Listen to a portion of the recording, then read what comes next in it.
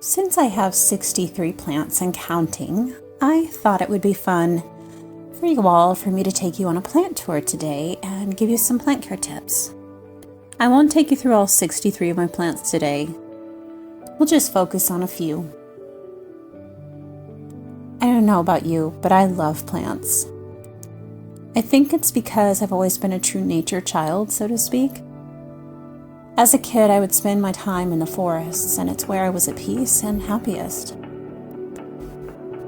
Since I can't spend my days in nature like I did as a child, I guess you would say I like bringing the outdoor in. I have 63 plants and counting, so whenever I post pictures on Instagram or Facebook, I always get comments, and people will say, I am a plant killer. I wish I could have plants, but I kill them. So I thought it would be kind of nice for you guys, for me to take you on a little tour and introduce you to my collection, or a few of the plants in my collection, as well as talk about how I care for them all. I'm going to show you 6 easy plants and 3 hard ones today. So we'll start out with an easy one. This is a philodendron. Philodendrons are one of the easiest plants to grow. They're a lot like pothos. In fact, they're often confused for pothos. They tolerate a variety of light conditions, including very low light. With these, you want to keep the soil, or try to keep it kind of moist, but you don't want them to sit in water. These like regular feedings, especially in the summer. They only need to be repotted every couple years. Okay, snake plants. This is one of my favorites. They are also known as mother-in-law's tongue. There are many varieties of snake plants. I believe this one is the Xylanica, if I'm saying that correctly. Snake plants love bright light and will send out new growth if you have them in sunny spots of your home. But the nice thing about snake plants is, although they like the sunlight, they also tolerate very low light. They just won't send out new growth if they're too far from the sun. Snake plants don't need much care. Just stick your finger in the soil and see if it's dry, and if it is, you want to water them. Okay, this next one is a family favorite. This is a Strawman Star. It seems to be an easy plant so far. Most of the light for it is coming from my north window. What we all love about this one is the colors. You can see it's got green, which is expected of a plant, but check out the top. You can see the top of the leaves have pink, and on the bottom it's red. So cool. This plant closes up at night too, and it opens in the morning. I think that's why it's such a fun plant for us as a family. We all enjoy watching it. Now this plant likes to be sitting on moist pebbles. You don't want it sitting in water though. It's just that this plant does not like to dry out. So you want to keep it on the pebbles and keep those pebbles moist for humidity. Isn't it just gorgeous? Look at those pink tops and the red bottoms. Ivy. What plant collection would be complete without an ivy? So far, the ivy has been super easy for me. I have it close to a window, but not in direct sun. It seems to tolerate a little neglect, but I notice if I take good care of it, it definitely looks more lively. And I notice that when it's kept moist, or a little more on the moist side, the leaves, it seems to produce more leaves.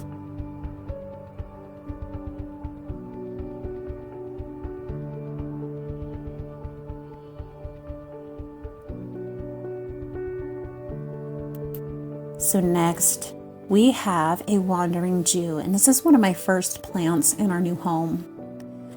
So when I say 63 plants, probably 15 to 20 of them are wandering Jews, because this plant is so easy and it just takes over. You can see these new shoots on it right now. It's springtime and it's sending out a lot of new growth. So when this thing is sending out new growth, it will take over. It really will. It's super easy to propagate. You just take clippings and put them in soil. This plant doesn't like too much light. If it's in a sunny window, the leaves seem to burn. It doesn't like to dry out too much either. So you want to keep it on a watering schedule. Pothos. I love pothos. This is my silver spotted pothos. It is super easy. It can tolerate a lot of neglect. It actually prefers to dry slightly between waterings. It also tolerates low light. The pothos are super easy to propagate. You just take some clippings and put them in water and wait. So over here we have a Marble Queen pothos. I really like this one. Like I said before, these pothos take so much neglect. They tolerate low light, but if you have a Marble Queen pothos away from a window or away from the sun, it will lose the marbling. Pothos like to be fed every couple months, and eventually pothos become pot-bound. But you want to wait to repot them until they are pot-bound. They'll become more full if you wait. If you repot them before they're pot-bound, they become super leggy. They'll also become leggy if you don't trim them. So again, to propagate these, it's super easy. You just take a clipping, place it in water, wait a few weeks, and pretty soon you'll see roots springing from the stems under the water. Once you plant them in the pot, you kind of want to keep them moist for a while though. So now we're moving on to a really hard plant, an Alsobia. Notice I'm watering this not from the top, I'm watering this from the bottom. You have to water these from the bottom up, and I nearly killed this plant so many times before I finally learned not to water it from the top. They do not like to be watered from the top, and they don't like it if you splash their leaves with water. They will brown and fall off if you do. They're really picky plants, but they're so pretty. They don't like to be sitting in water either, so you got to be careful about that. You definitely need to keep an eye on these. Make sure the soil stays moist because they don't like to dry out. They're super picky. Ferns. This is a kangaroo paw fern. And next is a box fern. Here's my box fern. Ferns do not like to dry out at all. They need their soil to be moist at all times. So kind of like with the Strawman, you want to put them on some pebbles.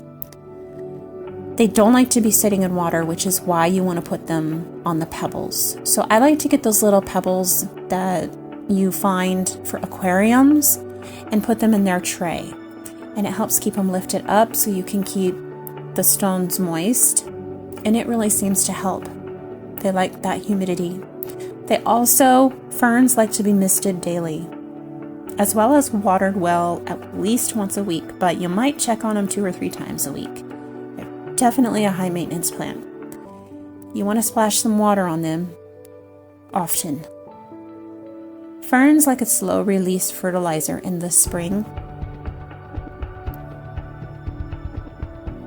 Another plant I absolutely love is the Ficus Treepens. It's also called a creeping fig. This is a medium hard plant to take care of that I found so far. I think it's actually probably an easy plant. It's just I'm still figuring out exactly what this plant wants from me. It's been a little bit picky. So these plants love humidity, and if they don't have it, their leaves will just dry and crack. So you gotta mist this plant daily. I have a little mister that I like for that. If you don't, it will dry out, and it drinks a ton of water. I kept watering it lightly, and I couldn't figure out what was wrong with it, and finally I stuck my finger down deep in it, and it was bone dry. And that was with frequent waterings, like small waterings. So it likes to be watered well, often.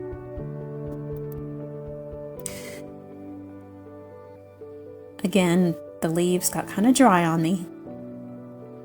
So you guys, a watering tip. You don't want to overwater. A good way to see, like a good test, is stick your finger down into the soil, and if it's dry, water your plants, but if it's still moist, you might want to wait. This is the general rule for most plants. I recently read that it's best to water deeply and well versus often and lightly. I know this doesn't apply to ferns and the creeping fig, but I think it applies to most other plants. I really hope you've enjoyed this video. Thank you for dropping by. Don't forget to subscribe for more plant videos in the future, and if you enjoyed this video, please like it.